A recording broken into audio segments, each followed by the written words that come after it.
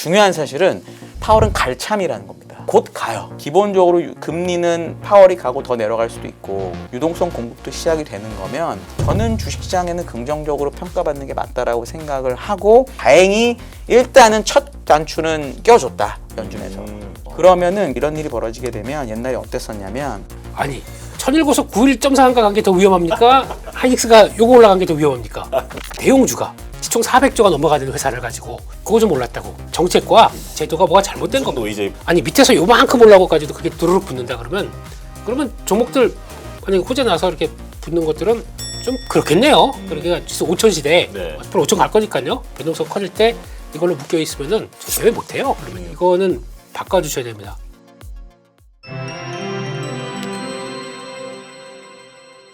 일단 오늘 시장 총평부터 들어봐야 할 텐데 먼저 대표님께서 정리하신 그 장표를 한번 보여주실까요?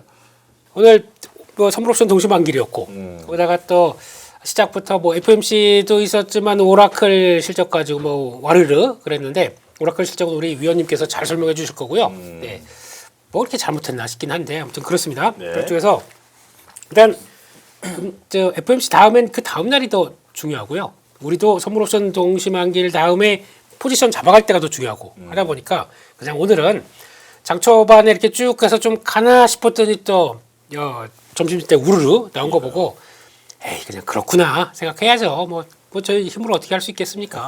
그냥 그런가 보다라고 봐야 될 것 같고 뭐 전강 후약이라고 하더라도 너무 뭐 그렇게 볼 필요는 없을 것 같고 근데 뭐 보니까 막판에 외국인들이 선연물 매도하다가 동시효과에 막 매수를 했다고 하는 거는 그걸 가지고 뭐 큰 의미를 보긴 좀 어렵고요.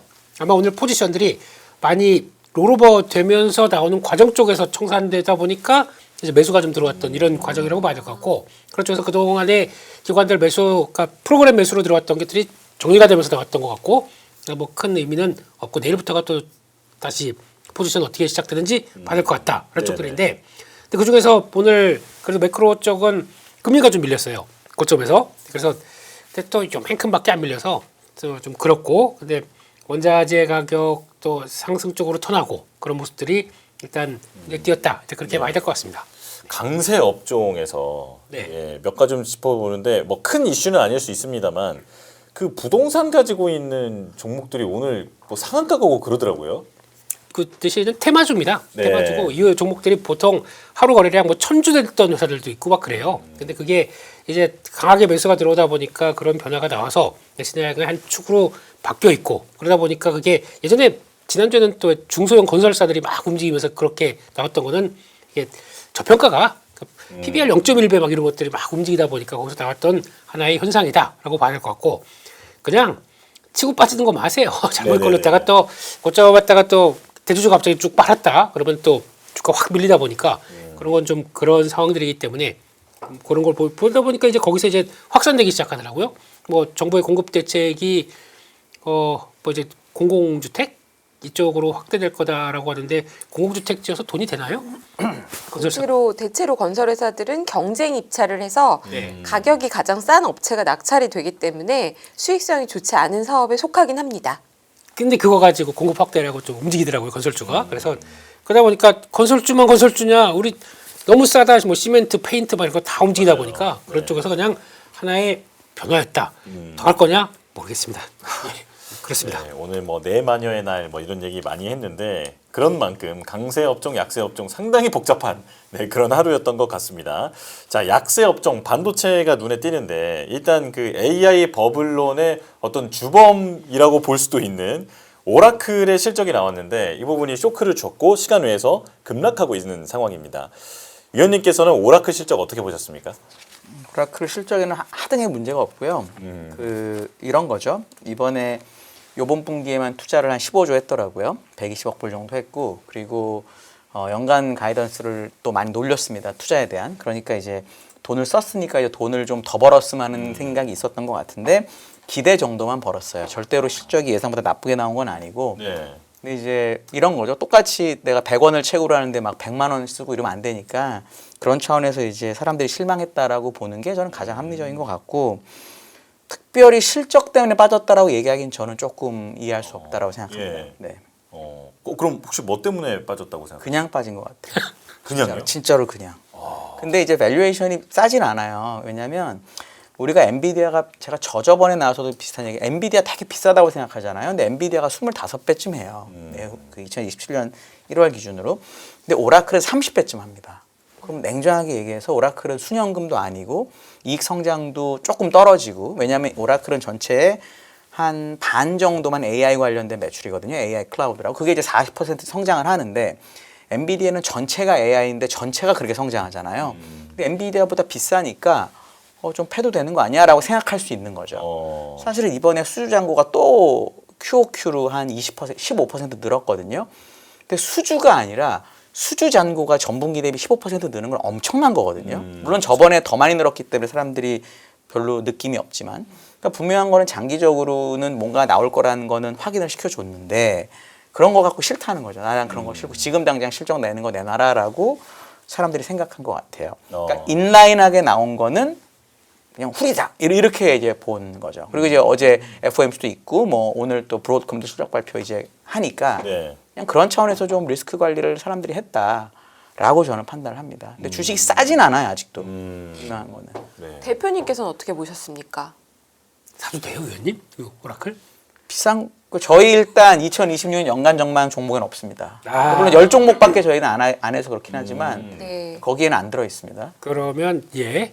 아니 알겠습니다. 지난번 수주 잔고 많다고 발표해서 주가가 뻥 뛰었었는데 네. 지금 그 고점 대비 한 20-30% 가까이 반 빠졌다가 남았을걸요, 아마. 네, 20-30%좀 빠졌다가 지금 최근 좀 반등 약간 한 걸로 알고 있어요. 근데 다시 빠지면 아니 어쨌거나 수주 잔고는 증가세인 걸 확인해 주고 있는데도 주가가 이렇게 내려가고 주당 순이익도 예상치 발표치 오히려 발표치가 좋은데 이러면 나쁜 건 아니지 않습니까? 어떻게 보십니까, 대표님?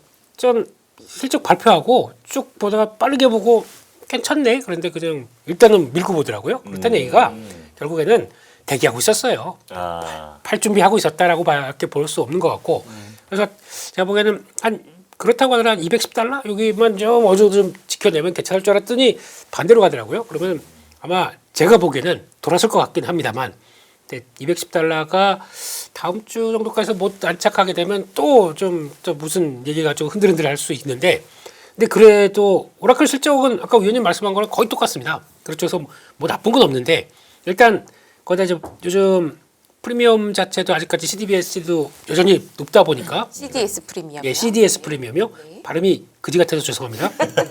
막 아름다우십니다 발음. 괜찮습니다. 알아들었습니다. 메타보스. 예. 일단 보스. 예. 네. 그렇습니다만. 좋습니다 우리. 네. 네. 그래서 이제 결론적으로는 반등은 나올 텐데 반등도 좀 제한적일 수가 있기 때문에 네, 저희가 기대하는 거는 이제 오라클은 갖고 어차피 기대 안 하고 있는 상황들이다 보니까 그럼 이제 브로드컴이 살려줄 것이냐 이게 큰 핵심인 것 같고 그러면 또 다음 주 넘어가게 되면 물론 시장에서 마이크론 테크놀로지를 그렇게 중요한 종목으로는 안 볼 것 같습니다만 미국에서는 그래도 그 중에 축이 이 정도 예상보다 더 좋을 것 같고 내년까지도 지금 메모리 업황 생각하게 되면 더 좋게 나오게 되면 시장 분위기는 이거를 그냥 더 안 좋게 볼 것이냐 아니면 좀 진정하고 워워워 이렇게 하고 돌릴 것이냐라고 보게 되면 제가 보기엔 후자가 더 맞지 않나 라는 쪽으로 바라보고 있는데 근데 하나 걱정은 그거예요. QE까지 한다고 하는데 양적 완화까지 한다고 하는데 금리가 생각보다 제 기준으로는 좀 많이 안 떨어졌다. 네. 이걸 가지고 시장이 어떻게 생각할 것이냐 그거는 뭐 살짝 고민할 필요는 있겠는데 그럼에도 불구하고 그냥 네, 종목으로 보게 되면 그냥 뭐 한번 플레이해봐도 될 정도 이렇게 해서 아직까지 뭐 그렇게 실망보다는 좀 이제 좀 빨리 지나갈 거 지나가라 이런 느낌으로 봐야 될 것 같습니다. 그러면요, 한 의원님 오늘 주제 가져오신 제목이 보고서를 쓰셨는데요. QT가 끝나고 난 뒤인데 지금 미국은 금리 인하도 했지만 QT는 확실히 끝났고 QE를 이제 라이트하게 들어간다고요? QE 라이트. 네, QE 라이트를 한다고 단기채를 매입한다. 네? 맥주예요? 네, 죄송합니다. 예. 이런 거 좋아하시네요, 이런 거. 예. 네. 이런 고만 받아들여야 되겠습니다. 예. 좀 웃지 그러니까요. 말고 우리가 네. 시선 처리를 잘 하는 것으로 흐름이 살짝 좀, 끊어졌습니다. 네, 진행을 위해서. 네. 그래서 어쨌거나 미국이 금리 인하했으니까 이제부터 좀 시장이 더 좋아지는 건지 아니면 금리 인하의 요인이 핑계인지는 모르겠으나 핑계인지 실제인지 모르겠으나 고용이 나빠지고 있다라는 걸 강조하고 있기 때문에 거기에 포커싱을 맞춰서 좀 나빠지는 건지 어떻게 보십니까? 저는 개인적으로 유동성이 줄다가 늘어나는 거를 나쁘게 볼 수 있는 요인은 없다라고 생각하는 편이고요. 이 자료를 썼던 이유는 아까 얘기하셨던 이번에 400억 달러 정도의 단기채 무슨 매입 프로그램이라고 이름이 되게 거창합니다. 그래서 매크로를 보거나 좀 채권을 보는 분들은 극구 QE가 아니라고 말을 해요. 그리고 파월도 극구 QE가 아니라고 말을 했습니다. 저희는 이제 오늘 지금 주식 얘기를 조금 하고 있잖아요. 네. 주식을 보는 차원에서는 이게 이름이 뭔지는 전혀 중요하지 않습니다. 제 생각엔. 저는 이거를 이제 개인적으로 예방적 QE라고 주장을 하지만 되게 말이 안 돼요. 그러니까 일단 우리가 알아야 되는 건 이런 일이 옛날에 언제 있었는지를 살펴보면 전 되게 중요하다고 보는데 전 2019년에 똑같은 일이 있었다고 봅니다. 2018년부터 미국이 엄청나게 많이 이렇게 QT를 쭉 하고 있었고 그리고 2018년 4분기에 금리 인상까지 계속되면서 주가가 여기서 여기까지 20%가 박살이 납니다. 3개월 만에. 그래서 깜짝 놀라갖고 미국에서 그러면 금리 인상 그만해야지 라고 하면서 금리를 여기서 인상을 중단합니다. 네. 주가 빠질 때. 그래서 8개월 동안 금리를 쭉 동결을 하다가 요때부터 금리를 내리기 시작하고 그때부터 다시 주식이 반등을 10몇 %를 하거든요. 근데 저는 이번에 그래서 금리 인하를 한 거고 금리 인하는 똑같고 더 중요한 걸 이거라고 보는데 이때 정확하게 QT가 끝나고요. 그리고 바로 자산을 늘립니다. 그리고 그때가 주식의 바닥이었고 여기서부터 10%가 넘게 오르다가 코로나를 맞고 주식이 빠져요. 네. 이때도 연준에서 뭐라고 얘기하면서 자산을 늘리냐면 이거 QE 아니라고. QE 같은 거 아니라고. 지금 경제도 좋은데 그냥 조금 우리 유동성이 좀 부족하니까 하는 거라고 얘기하면서 늘렸거든요. 네. 근데 그때 주가가 바닥을 찍고 올랐어요. 지금도 이제 계속 QT를 하고 있는데 어쨌든 QT가 중단이 됐고 한 달 동안 400억 불을 사겠대잖아요. 그럼 지금이 4천억 얼마니까 이쯤으로 단번에 가는 겁니다. 이렇게 네. 각도가 큰 차이가 안 나거든요. 네. 그러면 분명히 유동성이 늘어나는 건 확정이고 유동성이 늘어나는 거 물론 이번에는 이때랑은 다르게 한 달마다 규모를 다시 정한다고 그랬어요. 그러니까 이번에 400억 불은 매월 400억 불은 아니고 12월 뭐 10 며칠인가부터 400억 불을 하겠다 일단 한 달을. 그리고 분위기를 보고 또 하겠다라니까 이때처럼 영속성이 있는지에 대해서 사람들이 뭐 의심할 수 있는 건 당연하고 근데 또 이런 얘기도 하죠. 사람들이 생각하는 이번에 그 발표문을 보면은 계속 인하할 것 같지 않은 식으로 말을 바꿨단 말이에요. 그러니까 이제 파월의 마지막 금리 인하다라고 사람들이 또 얘기를 매파적으로 해석하는 사람도 있어요. 근데 중요한 사실은 파월은 갈 참이라는 겁니다. 네. 곧 가요. 근데 뭐 그게 그렇게 중요한가요? 저는 그런 생각도 하기 때문에 기본적으로 금리는 파월이 가고 더 내려갈 수도 있고 유동성 공급도 시작이 되는 거면 저는 주식시장에는 긍정적으로 평가받는 게 맞다라고 생각을 하고 이게 저희의 기본적으로 11월 말에 냈던 연간 전망의 뷰였고 다행히 일단은 첫 단추는 껴줬다 연준에서 저는 이제 그렇게 생각을 하는 거죠. 그러면은 기본적으로 이런 일이 벌어지게 되면 옛날에 어땠었냐면 이렇게 돼요. 그래서 연준 자산이 늘어나는 구간에서는 M2가 꼭 같이 늘어나는 경향이 있습니다. M2 증가율이. 네. 그래서 M2 증가율이 원래 지금 밑에서 이만큼 이때 주가 빠진 이유는 명확해요. QT하고 유동성이 없으니까 주가가 22년에 박살이 났던 거고 지금 올라가는 중인데 과거에 M2 증가율 고점보다 밑에 있거든요. 그럼 이제 내년에 선거도 있는데 과연 이걸 여기까지 끌어올린 다음에 빠뜨릴 거냐 여기서 빠뜨릴 거냐를 우리가 맞춰봐야 되는데 아까 얘기한 것처럼 연준에서 QE란 표현 싫어하시니까 어쨌든 자산을 늘리겠다고 하잖아요. 그럼 확률적으로 이거보단 이쪽일 거라는 거죠. 네. 그러면 보통은 어떠냐? M2 증가율이 오를 때 주가는 같이 오르는 경향이 있습니다. 뭐 이건 꼭 100%는 아니지만 저는 그런 차원에서 이 어제 연준은 나쁘게 해석할 만한 건덕지가 별로 없었다라고 보죠. 특히나 내년 GDP 성장률을 엄청나게 높였습니다. 연준에서. 네네. 그리고 물가 상승률은 27년 건가 하여튼 뭔가를 또 실업률은 낮추고 이래서 되게 경제는 나쁘지 않고 물가도 조금 낮추면서 물가도 그렇게 부담이 없다라는 식으로 경제 전망치를 내면서 금리를 내리고 유동성을 공급했잖아요. 사실 이거는 버블을 조장하겠다는 말하고 똑같아요. 네. 사실 어제 한 행동으로만 놓고 보면 네네. 아니 경제 성장률을 올리고 물가를 낮추고 그다음에 실업률을 낮췄는데 금리를 왜 내려야 되죠? 아니 근데 내렸단 말이에요. 그러면 이제 이거를 여기 어딘가로 보내겠다라는 뜻이 아닐까라고 저는 해석을 하는 거죠. 그리고 만약에 파월이 바뀌어서 진짜로 트럼프의 완전 뭐 이런 사람이 오면 그러면 뭐 더 그렇게 될 수 있지 않을까라고 저는 개인적으로 보는 거죠. 네. 버블을 키울 작정을 했다. 걱정을 한 건 아니겠지만 그처럼 보인다. 그런 식으로 해석할 수 있다라는 아, 거죠. 작정까지 했겠습니까, 설마? 걱정은 안 했어도 보는데. 그럼 그럴 마음을 조금 먹었다. 그러니까요. 그렇게 보여진다. 어. 경기도 좋고 성장률 좋고 고용 좋아지고 물가는 내려갔는데 금리 고용이 낮추는데 좋아진다는 것보다는 이전에 봤던 실업률보다 낮췄거든요. 전망을 낮췄죠. 0.1이긴 하지만 예. 근데 전 그게 그 부분 해설을 어디서도 딱히 찾지를 못했는데 최근에 그 고용 지표들 보면 민간 고용 지표들 같은 거 보면 분위기 나쁘지 않은데 파월은 오히려 그러니까 이 지표가 잘못됐을 수 있다. 감소하는 거라고 난 생각한다. 이렇게 얘기를 했거든요. 뭘 근거로 그렇게 생각을? 일단 첫째, 제가 이거를 연관자막 쓰면서도 어떤 내용을 썼었냐면은 우리 9월에 FOMC는 할 때 파월이 입에 달고 다니는 말이 있습니다. 데이터 디펜던트. 근데 그동안 9월부터 지금까지 데이터 나온 게 있어요? 없죠. 거의 없죠. 네. 그러니까 사실은 그런 식으로 말할 수가 없는 거예요. 네. 그러니까 파월이 말한 건 반쯤 그냥 자신의 생각을 말한 겁니다. 그러니까 지금 얘기했던 게 뭐냐면 AI가 만들어내는 생산성 향상이 엄청난 촉이고 그렇기 때문에 AI가 생산성을 향상시키면 사람이 더 많이 필요가 없잖아요. 그거의 촉이기 때문에 자기가 생각하기에는 과소평가됐다라는 식으로 말하는 거로 저는 듣진 않았고 읽었거든요. 저는 예. 듣지는 못 일어났습니다. 아침에 봤지만 그런 거거든요. 그러니까 그런 느낌으로 생각해서 말은 그렇게 하고 근데 제가 항상 얘기해서 말보다 행동이 더 중요합니다. 행동은 경제 전망치 올리고 실업률 낮추고 물가 낮추고 금리를 올린 게 아니고 내리고 그다음에 유동성을 공급했잖아요. 그럼 어쨌든 모든 식으로 약간 이렇게 뭔가를 붕업하려는 거로밖에 행동은 안 나타난 거죠. 아. 일단은. 그게 예를 들어 작정한지 모르겠지만. 아, 예. 그래서 거기에 그 S&P 전망도 조금 적혀 있었던 것 같은데 내년 저 연간점에서 8천 저는 내년에 8천이라고 이미 실로 입수에 써놨고 8천이요. 네. 와. 저는 충분히 갈 수 있다라고 봅니다. 왜냐하면 8천이라고 지금 6,700이잖아요. 6,800. 상당히 높아 보이는데요. 16, 7%인 거거든요. 네, 네. 우리로 치면 한국 지수로 치면 4,700, 800이랑 비슷한 거예요. 네. 퍼센트로 보면. 왜냐하면 우리나라에 4,200에서 5,000 가면 20%고 여기서 만약에 미국이 여기서 20%를 가면 8,200, 300 되는 거거든요. 예. 그러니까 그런 차원으로 보면은 그냥 뭐 그 정도 올해 특히 미국이 너무 안 올랐기 때문에 상대적으로 아. 그런 그림도 가능하다라고 저는 보죠. 네. 그러면 미국이 금리 인하하면 한미 금리 차는 좀 좁혀질 것 같은데 이미 조금 좁혀졌죠.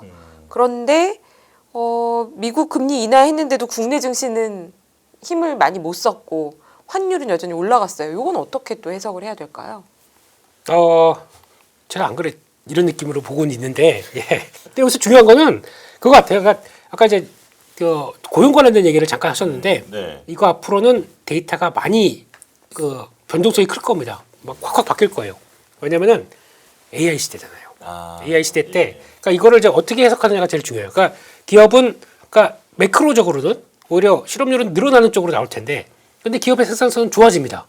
그러면 경제 지표는 좋아지는 게 나오겠죠. 근데 그걸 가지고 실업률이 왜곡되다 보니까 이거를 어떻게 해석해야 돼 이런 쪽에서 많이 왜곡이 나올 수가 있다 보니까 그건 앞으로 해결해야 될 연준이 해결해야 될 문제고, 근데 그런 쪽에서 그냥 핑계를 잡아서 아까 위원님 말씀하신 것처럼 핑계를 잡아서 그냥 실업률 안 좋다, 우리 유동성 더 보강할게. 근데 기업들 실적은 더 좋아져요.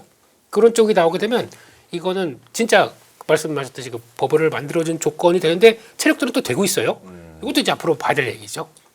그게 특히 미국에서 아직까지는 뭐 그냥 설왕설래 한다고 하더라도 휴머노이드 로봇이 가져올 수 있는 파장은 무지 큽니다. 네. 왜냐면 이제 그러니까 그런 거 있잖아요. 로봇 관련된 쪽에서 아니 지금 로봇을 어떻게 매매 지금 로봇 뭐 보이는 게 있어? 뭐 주변에 아무것도 없는데 그러니까 올라가죠. 로봇이 보이는 순간 고점입니다. 제가 제 김민수 2를 데리고 오는 순간 네네. 이렇게 찡찡찡 하고 오는 순간 로봇은 고점에서 확 끄고 있을 거야 아마. 아. 왜냐면 그게 안 보이니까. 네. 미래에서 성장을 데리는 게 오다 보니까 더 그렇게 볼 수가 있겠죠. 그런 관점에서 봤을 때 지금 이제 그렇게 되면은 생산성이, 그러면 제가 뭐 검색 안 해도 바로 물어볼 거 아닙니까? 그럼 답해주고 일정 관리해주고 차까지 운전, 차는 이제 자율주행하겠지만 뭐 이런 식으로 나가기 시작했었을 때 나오는 단계들을 아마 그게 그러면 인간은 좀 그 시간 후에 다른 쪽으로 신경을 쓸 수 있다 이런 관점이 나오다 보니까 또 생산성은 높아지는 과정들을 조금 더 그 기업은 효율화가 될 거고요. 네. 그런 과정들을 이해를 하기 시작해야 앞으로 매크로 지표도 좀 볼 수 있지 않나라는 쪽인데 질문이 뭐였죠? 그래서 결론은 그거랑 환율은 무슨 상관이냐? 환율을 보니까 딱 그거 같아요. 저희는 지금 한국은행은 일단 금리 인하 이제 스톱 되는데 정부는 그럴 생각이 일단 없는 거죠. 재정정책을 확장하는 쪽으로 계속 나간다는 쪽에서 M2가 꺾이겠느냐. 내년에 저희 예산이 700조가 넘죠. 네, 728조. 예. 야, 경제 앵커, 야, 대단하십니다. 야, 네. 숫자 말고 이제 생각 경제 같이 전문 앵커. 경제적으로 네. 멋있습니다. 이렇게 넘어가기 시작하게 되면 이게 예상, 그러니까 지금까지 갔던 경로보다 훨씬 더 돈을 많이 푼다는 거 아닙니까? 정부 입장 쪽에선 그렇게 나가기 시작했을 때는 환율이 바라보는 쪽들이, 그러니까 일단 국내 유동성 증가를 더 보고 있기 때문에 그런 것도 좀 보고 있지 않나 싶은데 한데 근데 결국에는 내년 가게 되면 떨어지긴 떨어질 것 같아요. 근데 그 떨어진 레벨이 원화 강세 레벨이 저희가 알고 있듯이 뭐 1,200원대, 1,300원대로 안 갈 것 같기 때문에 그거에 대한 준비를 해야 되겠죠. 네. 아, 환율 얘기 나왔으니까 위원님도 좀 전망을 들려주실까요? 원달러 환율이요. 저는 개인적으로 이제 환율이 오르거나 이렇게 된 이유는 기본적으로 우리나라 환율이 이미 환율의 금리가 다 올라 있어요. 네. 그러니까 우리 자꾸 뭐 기준금리 차이를 가지고 얘기하는데 그거는 무의미하다. 어차피 시장금리가 미국은 계속 4% 초반을 왔다 갔다 하고 있었고 우리나라는 지금 10년물이 3% 가까이 올라온 상태입니다. 최근에 많이 올라서. 그러면 그동안 금리가 열심히 오르고 있을 때 왜 환율이 안 떨어졌냐 이거죠. 뭐 그런 여러 가지 이슈가 있기 때문에 이번에 금리나 하나 가지고 뭐 환율이 내려가야 되냐 이거는 말도 안 되는 얘기라고 저는 개인적으로 생각을 합니다. 그거는 전혀 생각하기 좀 어려운 일이라고 저는 개인적으로 보고 환율은 저희는 원달러 환율이 오를 룸이 더 크다라고 저는 개인적으로 저는 특히나 원달러 환율도 원달러 환율인데 저희가 이제 이번에 리포트를 쓰면서 얘기했던 시장의 뷰랑 제일 다른 게 저희는 내년에 달러 지수 자체를 강세로 보고 있거든요.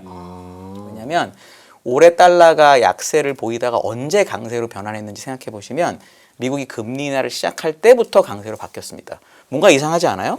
원래 어떤 나라의 통화 가치는 금리가 오르고 돈을 덜 풀어야 강세인데 미국만 유일하게 좀 달라요. 역사적으로. 논리랑 다르게. 왜? 그 나라의 통화가 많이 풀리고 그리고 금리가 낮아지면 미국 자산에 대한 매력이 올라가서 오히려 미국으로 자산을 사고 싶어 해요. 그래요. 다른 나라랑 좀 다른 흐름이 있었거든요. 그럼 내년에 진짜로 제가 보는 것처럼 유동성이 풀리고 금리를 낮추고 이런 그림이 나오게 되면 이제는 올해 꼴찌했던 미국이 더 많이 오를 수 있다라고 생각할 수가 있거든요. 그럼 그 돈이 일단 미국으로 들어오는 게 생각보다 크고 그리고 뭐 투자도 당연히 있고 그리고 관세가 그만큼이 미국의 돈이 남는 겁니다. 많은 분들이 헷갈려 하시는 게 관세를 미국 사람이 내긴 하는데 원래는 수출업자한테 줄 돈이잖아요. 네. 근데 수출업자가 돈을 깎아주잖아요. 그만큼 미국에 남게 되면 그것도 외국으로 나가는 달러를 좀 봉쇄하는 효과가 있기 때문에 저는 달러 지수가 내년에 여기서 더 빠지긴 쉽지 않다라고 보거든요. 그러면은 우리나라 고유의 요인으로 만약에 원달러 환율이 내려가려고 해도 달러 지수가 올라가는 부분 때문에 생각보다 안 빠질 수도 있다라고 그러네요. 저는 개인적으로 봐요. 확실히 이제 원달러 환율이 아래를 바라보는 시나리오는 그렇게 쉽게 생각하기는 쉽지 않다. 네, 아래로 바라보는 건 쉬운 방법은 사실 있죠. 지금 어차피 달러 강세가 되더라도 올해 특히 달러가 이렇게 약세인데 원달러 환율이 평균이 올랐으니까 우리나라 지금 경상수지가 엄청나게 좋거든요. 그러니까 사실 이럴 때 긴축 정책을 하면 금방 환율 빠질 거예요. 네네. 근데 쉽지 않잖아요. 경제나 네. 이런 것 때문에. 그러니까 이제 어쩔 수 없이 이렇게 된 거죠. 알겠습니다. 자, 일단 시장 얘기도 좀 크게 한번 해봤고요. 이제 좀 종목과 좀 섹터로 좀 좁혀 들어가 볼까 하는데 SK 하이닉스 얘기부터 좀 해보겠습니다. 지금 보면 사실 호재와 악재가 있다라고도 좀 볼 수 있을 것 같은데 일단 호재로 보면 SK 하이닉스 뭐 실적 더 좋을 것 같다 이런 전망도 나오고 있고 ADR 그러니까 미국 쪽에 우회 상장하는 그런 방식에 대해서도 가능성을 공식적으로 인정한 셈이 됐습니다. 그리고 반대로는 투자 경고 그 종목 지정 이것도 있기 때문에 앞으로 주가에 어떤 캡 역할을 하지 않겠느냐 이런 전망이 있거든요. 대표님께서는 어떻게 보십니까? SK 하이닉스요. 하이닉스를 말씀하시는 거예요? 아니면 투자 경고에 대해서 얘기를 하시는 거예요? 투자 일단, 경고 예. 종목 지정도 말씀해 주시죠. 네. 호재 악재가 있으니까 예. 자, 일단 뭐 하이닉스는 그냥 됐고요. 그거는 뭐 그냥 많이 얘기했으니까. 예, 네. 차근차근 아무리 무슨 뭐 좋게 보시고 있고. 네. 네.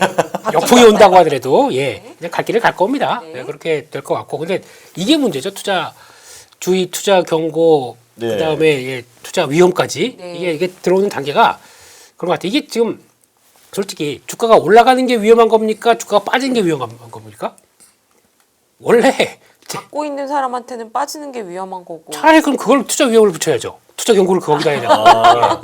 그게 더 문제 아니에요? 눈 빠진다 이렇게요.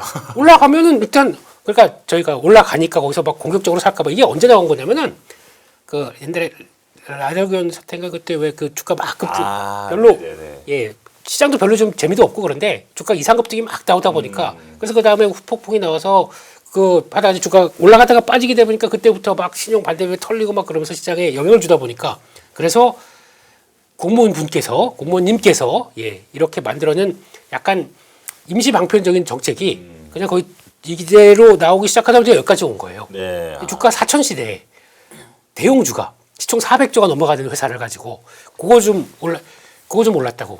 네? 그럼 투자 주의, 투자 경고, 투자 위험이라고 하셨잖아요. 이 세 개는 어떤 차이가 있는 건가요? 투자주의는 뭐 이제 또 그런 거 있어요. 그러니까 약간 소수 계좌 뭐 집중되고 뭐 특정 창구 쪽으로 들어가면 그게 붙었다가 주가 올라가는 것도 있겠지만 거기다가 투자주의는 또 거기다 제가 그건 까먹었습니다. 뭐 얼마 올라가야 되는지 그건 모르겠는데 거기다 더 올라간다 거기다 또 붙고 그러다 보니까 나중에 투자 경고까지. 근데 이게 신용으로는 못 들어가고 이런 거 있잖아요. 투자 네.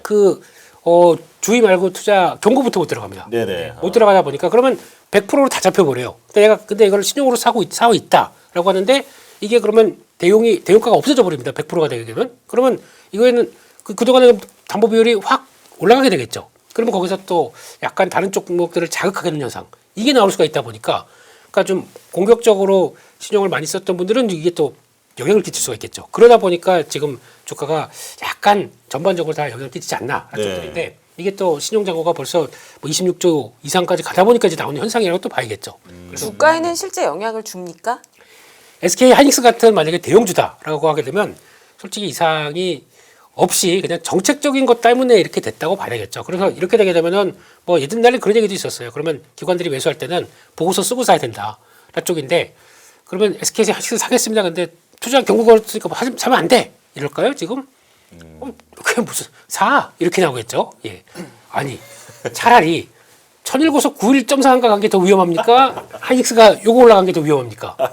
할 말이 없는 거예요, 지금요. 네네. 이거는 아, 정책과 제도가 뭐가 잘못된 무슨 겁니다. 노이즈일 뿐이다. 네. 그래서 하이닉스가 이걸 붙은 거 가지고 보니까 효성중공업도 붙었고요. 또 뭐더라? 아니 밑에서 요만큼 올라오고까지도 그렇게 두루룩 붙는다 그러면 종목들 만약에 호재 나서 이렇게 붙는 것들은 예, 좀 그렇겠네요. 그러니까 이거는 바꿔주셔야 됩니다. 지수 5천 시대에 네. 앞으로 5천 갈 거니까요. 예, 변동성 커질 때 이걸로 묶여 있으면은 저희 매매 못해요. 그러면요. 해외 주식 담당자로서 ADR ADR 이요, 하이닉스 예. 상장할 수 있는지 한다면 주가에는 긍정적인지 어떻게 보십니까? 일단 조회 공시가 나갔고 그거에 대한 답이 여러 가지를 검토하고 있는데 나중에 공시하겠다고 했잖아요. 네. 우리 경험상 어떤 거죠, 이거는? 하고 있는 거죠. 그렇죠. 그거는 확실히 하고 뭐 있는 거죠. 그 내용을 그렇게 해석하는 게 맞고요. 네.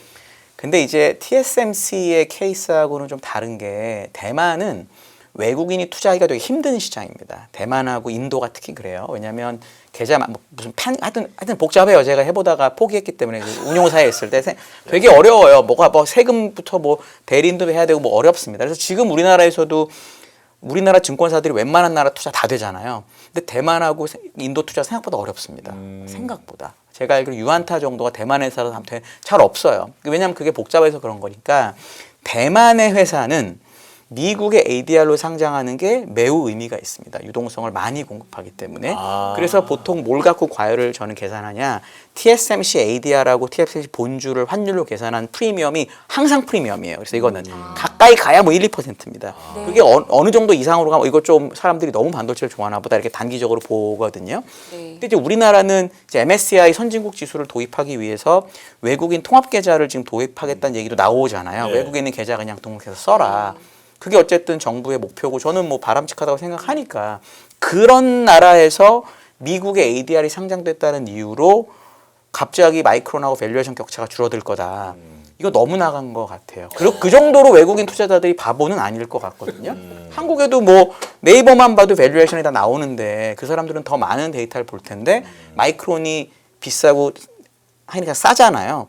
뭐 그렇게 생각하는 이유들이 있겠죠. 그건 이제 SK하이닉스가 실적을 더 잘 내고 뭔가 변화가 생겼을 때 붙는 거지 ADR 2% 상장했다고 갑자기 그런 일이 벌어지진 않는다. ADR의 의미가 또 있는 경우는 두 번째는 뭐냐면 약간 신흥국에 있는 종목들이 미국에 상장. 예를 들어 멜카도 리브레인가 이것도 아마 상장이 미국에 돼 있을 거예요. 이거는 남미 회사거든요. 남미 조금 좀 그렇잖아요. 그러니까 미국에 상장된 거를 좋아하는 거죠. 아, 네. 그래서 저는 이게 뭐 나쁜 이슈는 뭐 아닌데 뭐 미국에 상장되게 나쁘겠습니까? 근데 이걸 가지고 단숨에 밸류에이션이 마이크론에 붙는다. 요건 조금 과한 기대인 것 같아요. 네. 결국에는 그 내용 중에서 그게 제일 맞는 것 같아요. 외국인들이 바라보는 입장은 네. 그거만 상장할 것이냐, ADR 뭐 2.4%가 이거만 상장할 것이냐. 이거 자사주 매입 활용한다 그러면은 돈도 많이 벌고 있고 이제 그러면 자사주 매입 추가해서 더 매입해서 그걸 가지고 활용해서 더 늘릴 것이다라고 하는데 더 베팅하지 않았나. 주주가치 재고로 나온 거죠. 그러면 네, 그렇게 어차피 그 묶이는 거고 지금 유동 물량 더 줄여드는 걸로 나올 테니까 그런 쪽으로 좀 바라보지 않았나라고 추정하는 게 나오는데 근데 중요한 거는 이런 뭐 그냥 만약에 그러면 다른 회사 뭐 네이버 가지고 이렇게 했다든가 아니면 뭐 전혀 KTNG 가지고 이렇게 했다든가 이거는 주가 안 움직여요. 근데 실적 좋은 회사가 뭔가 좀 앞으로 뭔가 짱짱해 보여요. 목이 메이네요. 하닉스 얘기하면 왜 이렇게 목이 메일까요? 예. 그러면 차라리 ADR 상장을 하지 말고 자사주 소각을 하는 거가 주가에 더 도움이 된다고 보십니까? 그럴 수도 있죠. 근데 그렇게 하는 것보다 그래도 좀 요즘 마켓 투자 아이디어 아닙니까 이게? 그래서 네. 그러니까 또 저평가고요. 그래서 생각보다 해외 기업들하고도 다 저평가다 보니까 그거를 한번 활용해 보겠다라는 쪽에서 시도하는 건 좋다고 생각합니다. 근데 결국에는 기저에는 돈 많이 벌고 실적 좋은 회사에 앞으로 나갈 방향성에 대해서 얘기를 한 것 같은데 근데 그런 건 있을 것 같아요. 반도체 회사 같이 사이클을 보이는 회사가 돈을 많이 벌기 시작합니다. 그럼 그걸 가지고 어떻게 되느냐? 원래는 이걸 계속 돈을 버는 것만큼 족족 들여서 투자하고 계속 또 캐파를 늘리는 건데 그럴 쪽이 지금 당장은 없다고 생각하게 되면 이게 이제 그런 쪽으로 나갈 수가 있겠죠. 근데 호황일 때 몇 번 당했기 때문에 호황일 때 막 또 라인 늘리고 펩 늘리고 막 이렇게 안 할 것 같습니다. 네. 그런 쪽에선 그럼 그 활용 방법이 그쪽으로 많이 나오지 않겠느냐? 여기서 이제 베팅이 들어가는 것 같아요. 네. 자, 그러면 지금 너무 굵직한 이슈가 많은데 빠르게 좀 짚어보겠습니다. 지번호바 이거 한번 보겠습니다. 실적 전망이 대폭 상향이 되면서 우리나라의 이제 전력 설비주에는 어떤 영향이 있느냐. 오늘 그 강세 중에서도 원전 쪽 전력 쪽이 있었던 것 같은데 대표님께서 일단 설명을 한번 해주실까요? 해외 주식인데 우리 위원님이 딱 포문을 열어주셔야죠. 저같이, 그렇습니까? 예, 저같이 위원님께서 맡아주시겠습니까? 아니, 예. 아, 왜냐하면은 네네네. 보유 편향이 있기 때문에 이제 보유 편향이 예, 있어서. 편향을 고백하시는군요. 오래됐어요 이거 갖고 있는. 네. 그래서 그냥 넘어가겠습니다. 그렇다면 위원님 G 때부터 혹시 갖고 계셨나요? 아닙니다. 그거는 그때 아니시고요. 그렇게 초초초 장기 투자한 사람 아닙니다. 예. 그건 아니고요. 예. 한 달이면 초초 장기 아닙니까? 이거 진짜 제 나름대로 장기 투자하고 있어요. 이거. 예. 네네네. 네, 고백하셨습니다. 자, 번호바 이슈 한번 위원님 설명 들어보겠습니다. 뭐 이런 거죠.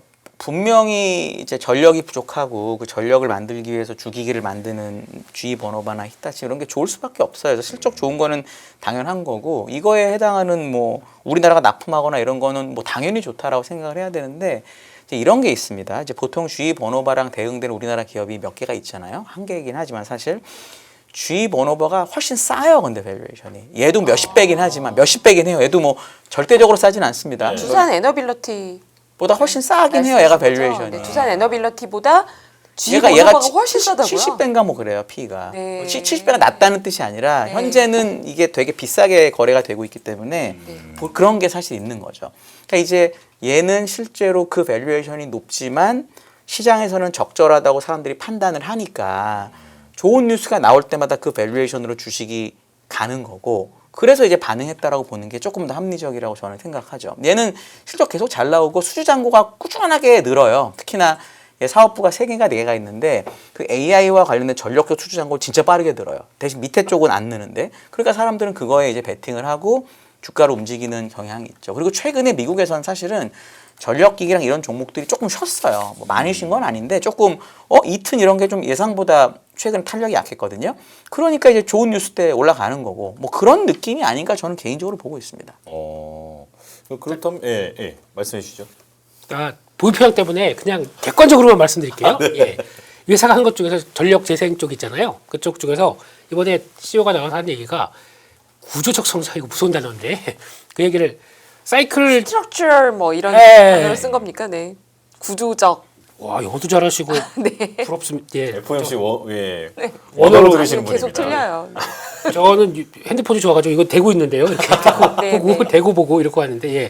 근데 여기서 나왔던 게 그러니까 전력 관련된 쪽에서 구조적 성장을 얘기하는데 아까 위원님 말씀하셨듯이 AI가 끌고 가는 변화에 대해서 얘기를 했는데 기존에 나오는 수주 잔고보다 기울기가 더 높아질 거라고 얘기를 했고요. 그다음 또 두 번째는 이렇게 똑같아요 논리가. 미국 회사는 돈을 잘 벌기 시작하고 성과 나오기 시작한다 그러면 항상 장밋빛을 보여줘야 됩니다. 그 중에 하나가 배당 늘리겠다, 자사주 매입하겠다 이거 얘기가 나오는 순간 그 다음에 더 튀었거든요. 그러니까 이게 보면은 한 5, 6개월 동안 옆으로 그냥 쭉 쉬었어요. 그러다가 돈은 잘 버는데 그 다음에 뭘 보여주지? 라고 하다 보니까 거기서 이제 보여준 게 하나가 자극제가 됐다라고 하게 되면 이럴 때는 또 그러면 이제 그 다음에 실적 나오잖아요. 그러면 실적 좋으니까 또 더 주주 가치 해석하겠네. 그래서 계단식으로 올라가는 가능성이 높거든요. 이런 거는 그런 변화 때문에 들어왔다고 보시고 그래서 제가 느끼는 거는 이 회사가 얘기했던 것 중에서 가스터빈 네. 이쪽이 예전 G부터 왜 유명한 가스터빈 하면은 G 지멘스가 대표죠. 그렇죠. 예, 그거에서 파생돼서 이쪽에 대해서도 되게 좋게 얘기를 했고 이거 어차피 미국에서 소화되는 LNG 복합 화력 발전과 함께 우리가 수주 들어간 거 많다라는 쪽이다 보니까 그게 연결돼서 두산에너빌리티까지 이렇게 들어왔었으면은 아주 좋은 뭐 네. 지난번에 수주한 것도 있지 않습니까? 2개 정도 있다 보니까 그렇게 연결돼서 나오기 시작하게 되면 우리가 수주가 그러니까 앞으로 할 일이 많다 보니까 계속 또 다양화시키겠다라는 얘기가 나오게 되면서 오늘 두산에너빌리티 좀 움직일 줄 알았어요. 그러니까요. 이게 뭐예요? 네. 요거 움직이고 끝이고. 예. 그래서 아마 그런 쪽에서 에너지 관련된 쪽의 회사들 얘기하는 거는 계속 또 볼 필요가 있다. 그렇게 봐야 할 것 같습니다. 네네. 자 그러면 이번에 또 테슬라 한번 빠르게 짚어보겠습니다. FSD 한국에 상륙을 했는데 자 의미와 앞으로 우리 종목 중에서는 어떤 부분을 좀 눈여겨보면 좋을지 이것도 일단 위원님께서 한번 짚어주실까요? 네, 한국 상륙의 의미는 뭐 우리가 너무 늦게 상륙했다 이런 거 예. 빨리 해주면 우리나라가 지금 세계 3등으로 팔리고 있답니다. 올해 테슬라가 미국, 중국 다음으로 엄청나게 많이 팔리고 네. 있다고 하고 그래서 뭐 되게 좋다고 가끔 얘기가 나오죠. 근데 그런 거 치고 너무 늦게 해줬다라고 저는 좀 섭섭하고요 테슬라한테. 이럴 때 보통 수혜주를 찾는데 저는 이게 진짜 좋다고 생각하시면 테슬라 사는 게 저번에 금요일 날 나와서 김일수 대표님하고 같이 우리 소장님이랑 할 때 네. 제가 얘기했었는데 그럼 그냥 테슬라를 직접 사는 게 낫지 않나라고 저는 개인적으로 생각을 합니다. 이게 진짜로 예를 들어 써보시고 진짜 기가 막힌다. 그럼 예를 들어 이제 한국 사람 느낄 거잖아요. 기가 막힌지. 네. 그럼 우리나라 사람들만 기가 막힐 리가 없죠. 전 세계 사람들도 좋다고 느낄 거잖아요. 그럼 차가 더 팔리겠네라든지 뭐 이렇게 생각하면은 테슬라를 사는 거겠죠. 저는 이제 그렇게 하는 게 조금 더 편한 방법이고 국내 주식 수혜주는 우리 대표님이 아마 기가 막히게 찾아주시지 않으실까라고 생각합니다. 요즘에 테슬라 FSD 관련해서 체험하신 분들의 동영상이 곳곳에 SNS에 올라오고 있더라고요. 저도 부쩍 관심이 많아져서 저 차를 타보고 싶다 이런 생각이 들 정도인데 어떻게 보십니까? 공구하실래요? 공부 가능해요? 공고 가능합니까? 제가 오퍼를 던지면 되죠. 우리 여기서 2대요, 2대.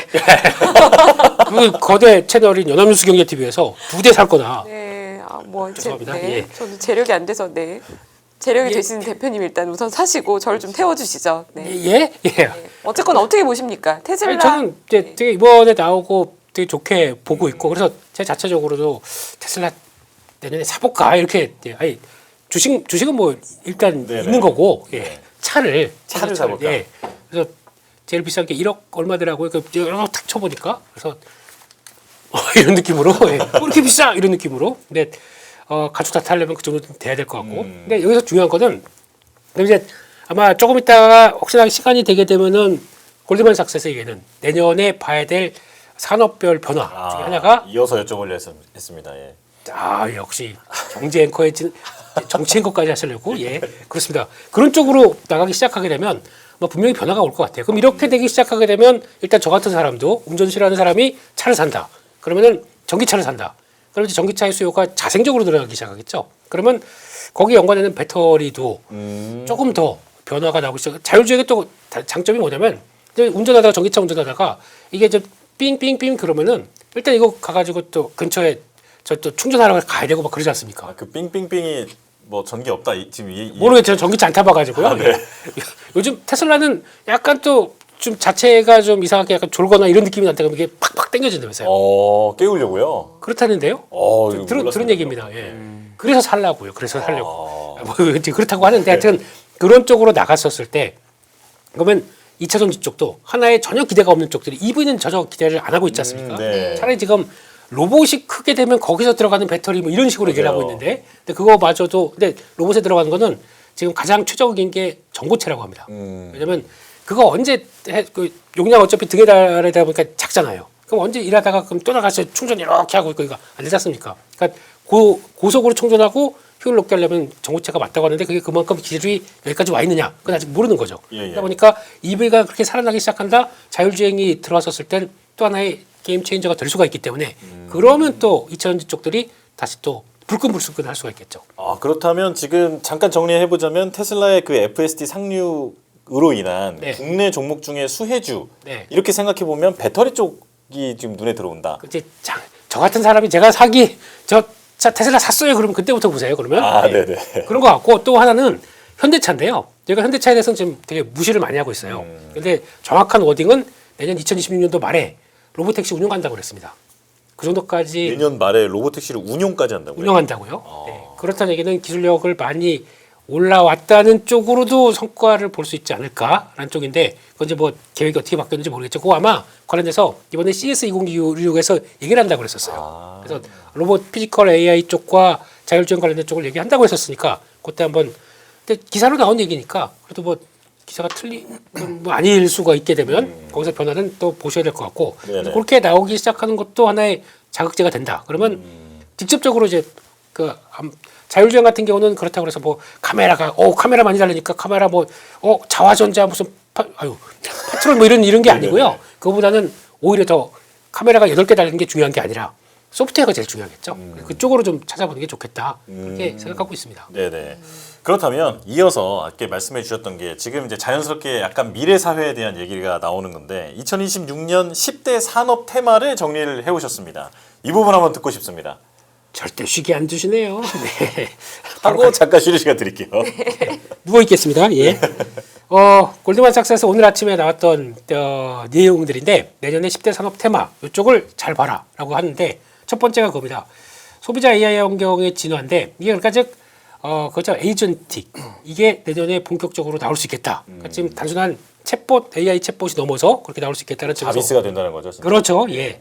자, 비스. 예, 그래서 여기서 구글의 제미나이를 기반으로 해서 이렇게 쭉 나오는 것들 한번 보시는 게 좋겠다. 이렇게 네. 봐야 될 것 같고 이게 이제 보이는 순간 근데 우리나라에서는 그러면 누가 선점할까라고 하는데 제가 보기에는 그나마 카카오가 가장 그나마 요즘 우리 뒤에 오픈 AI 있는데 이러다 보니까 성과를 나오게 되면 나오지 않을까 이렇게 생각하고 있습니다. 네, 그래서 그거는 뭐 제 생각이고 네, 성과 봐야 될 것 같고요. 두 번째 광고와 커머스의 경계가 모호해진다. 그러니까 지금도 그렇잖아요. 그렇죠. 예, 틱톡 요즘 보니까 무슨 돌고래 유괴단인가 무슨 뭐 영상이 있어요. 네. 네, 그걸 보다 보니까 이게 무슨 개그 프로인 줄 알았거든요. 그게 되게 그게 나중에 보니까 광고예요.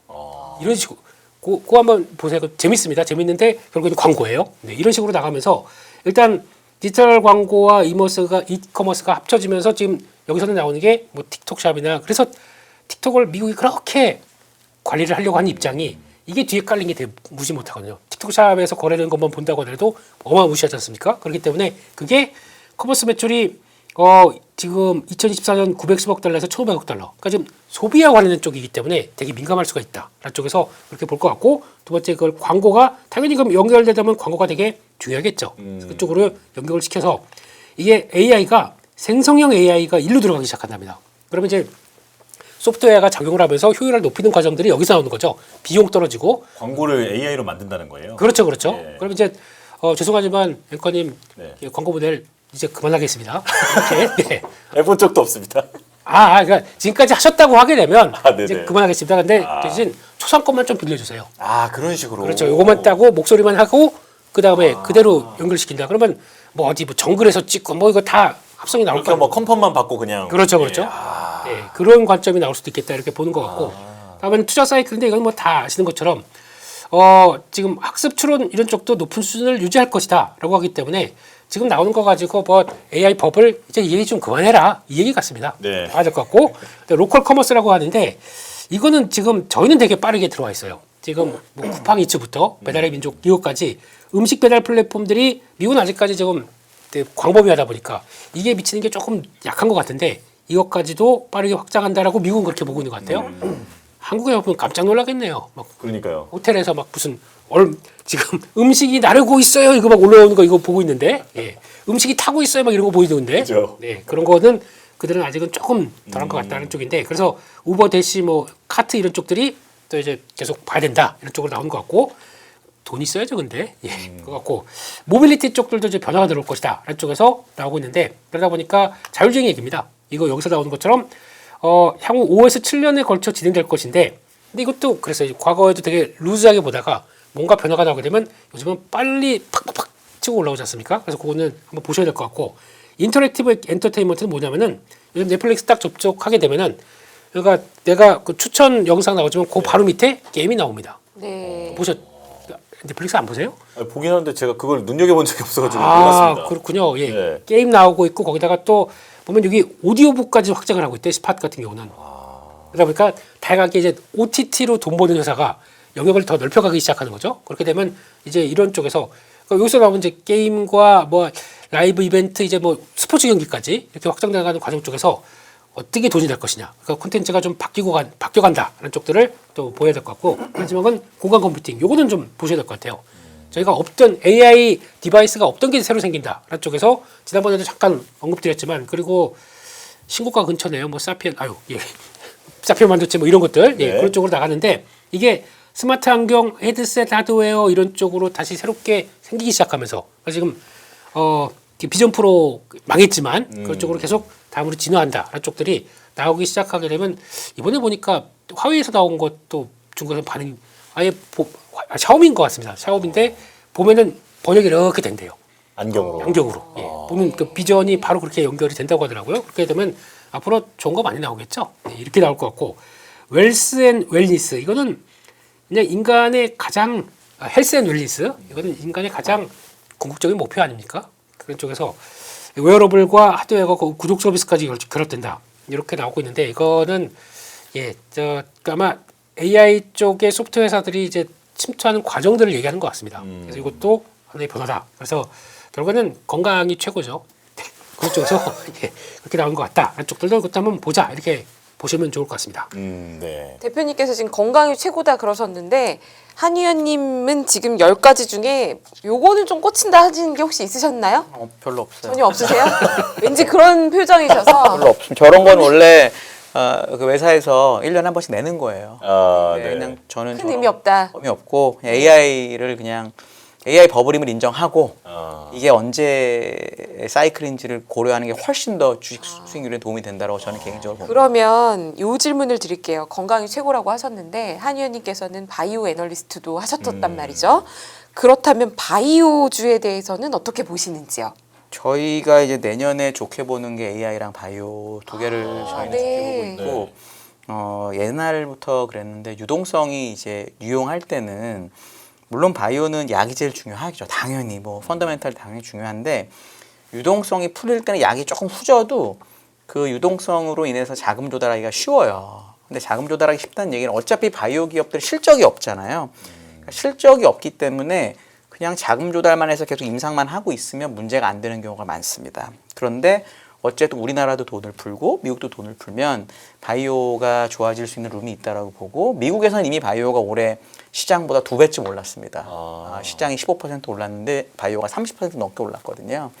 이제 그런 그림을 내년에도 연장할 수 있는 거고, 보통 미국이 그렇게 움직이고 나면은 우리나라도 따라갔던 경우가 많았기 때문에 저는 내년에 바이오를 나쁘게 보지 않습니다. 오늘 또 김 대표님 오래 쉬실 수가 없네요. 바이오 로드맵 3가지 촉매. 저는 바이오가 너무 어려워서 이게 자료를 봐도 무슨 말인지도 잘 모르겠더라고요. 맞아요. 네. 이름도 어렵고. 대표님께서 쉽게 설명을 해주시면 좋을 것 같아요. 네, 열심히 얘기하게 되면 위원님이 됐고 이렇게 하실까봐 그처럼 그건 아니고요.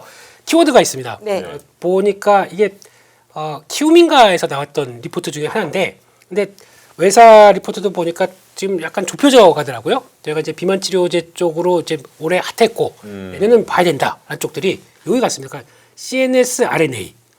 뭔 소리야? CNS는 뭡니까? 중추신경. 야, 역시 중추신경 뭐요? 이게 Central Neutral S 뭐 이런 거예요.